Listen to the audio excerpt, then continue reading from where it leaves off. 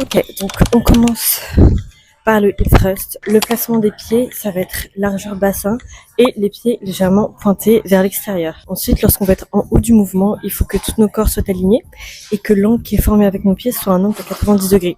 Donc il faut que nos genoux soient alignés en fait avec nos talons. Si nos pieds sont un peu trop avancés ou un peu trop reculés, ça va être les quads, les quadriceps qui vont prendre le dessus. Donc une erreur qu'on voit beaucoup, c'est les gens qui font ça.